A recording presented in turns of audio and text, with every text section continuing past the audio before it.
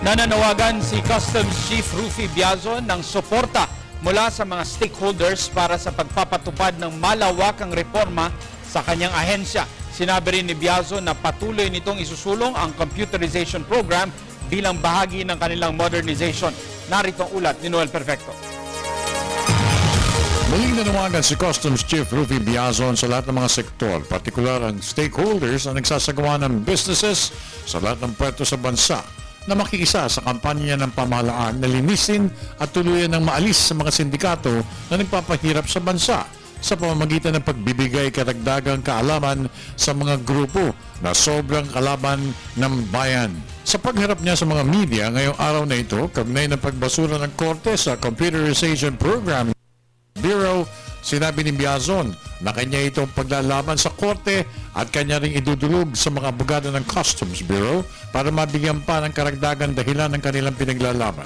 Computerization does not necessarily mean termination of personnel because there are other manpower needs of the Bureau na mapaggagamitan yung existing personnel natin. Kailangan natin i-push through to dahil isa sa mga reform measures yun.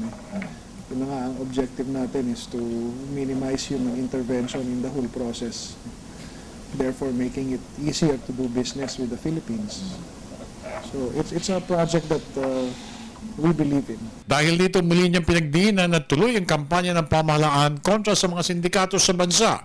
Ngayon at mismong si Pangulong Benigno Aquino III ang nasa likuran ng kampanyang magpapaigi sa imahe ng Customs Bureau. Sinabi pa ni Biazon na hindi siya magpapatinag sa mga maling akusasyon ng mga kalaban ng customs at titiyakin niyang mawawala na sa bansa mga ito kundi man mabawasan ang iligal na operasyon ng mga smugglers. Huwag na lang nating gamitin pang issue na iba to sa Pangulo at sa ating Secretary of Finance, yung pahayag. Dahil ang ating tungkulin ngayon ay ipakita na lang sa ating aksyon na hindi nga deserving yung Bureau. Pero dahil yun ang pahayag ng Pangulo, tanggapin na lang natin yun at kumilos na lang tayo in accordance dun sa kagustuhan niya na malinis ang Bureau of Customs.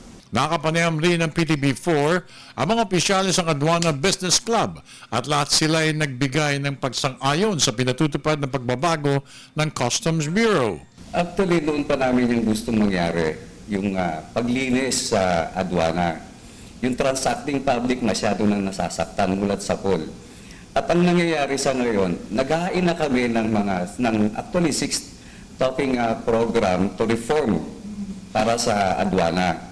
At nagkaroon na kami ng initial na mga pag-uusap tungkol dyan bago parang maganap ang SONA ni Pinoy. Samantala, bagamat may kaunting paghihinanakit ang BOC o Customs Employees Association sa ilang alituntunin ng pagbabago, sinabi naman ng mga ito na sila'y tatalima at tutulong sa kampanya ng pamahalaan.